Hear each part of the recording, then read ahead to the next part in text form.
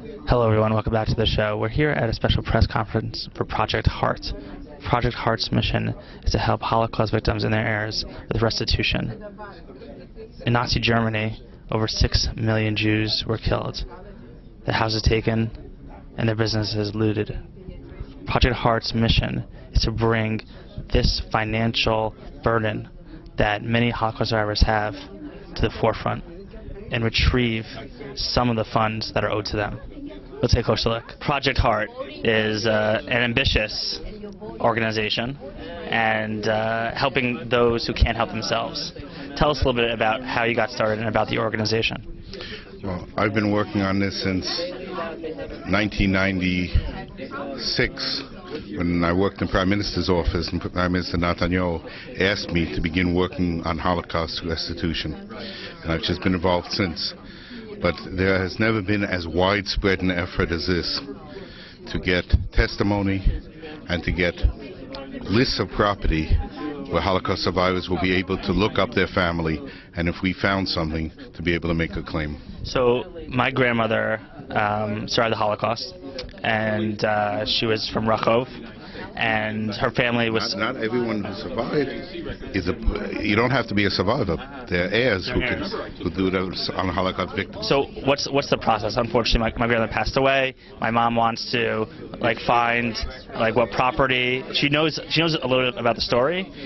So what's that process? The process is you go to the Heart website, which is heartwebsite.org, and you fill out a form of what you know.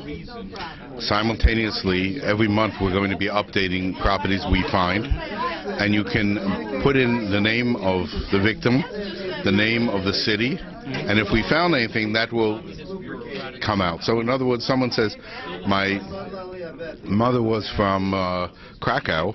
I knew they have a house. I have no idea where that house was. And maybe we have the address of that house. So that enforces her claim. And what's the process? Let's say you find that property. What happens next? Once we start what we call phase 2, it's to begin putting pressure on Eastern European governments, especially, also Western where it needs to be, but the problem is much worse in Eastern Europe, to sit down with us, begin talking what constitutes a claim, how much restitution can they give towards value, who's going to examine the land books of Romania and confirm that what this is true or not, okay, and pay for it.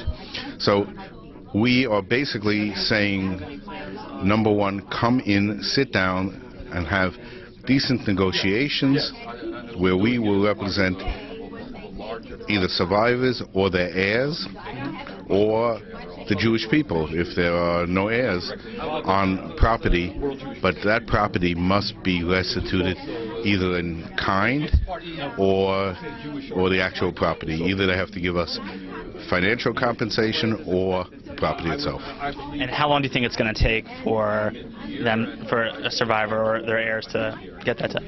I don't know. We actually have a teeny opening of progress with 1 or 2 countries already. I don't really want to talk about it until we start moving on it, but nevertheless, we know we're racing a clock. We know that Holocaust survivors have a limited time on this earth, and we would like to solve many of the problems while they're still with us. And when you look into the future, and obviously it's hard to understand the process of legalities and the whole process. What would you like to achieve in the next year or 2 years? I would like to begin negotiating with most of the countries in Eastern Europe and at least come to some conclusions. When we started negotiating on insurance, you can imagine how complicated it was.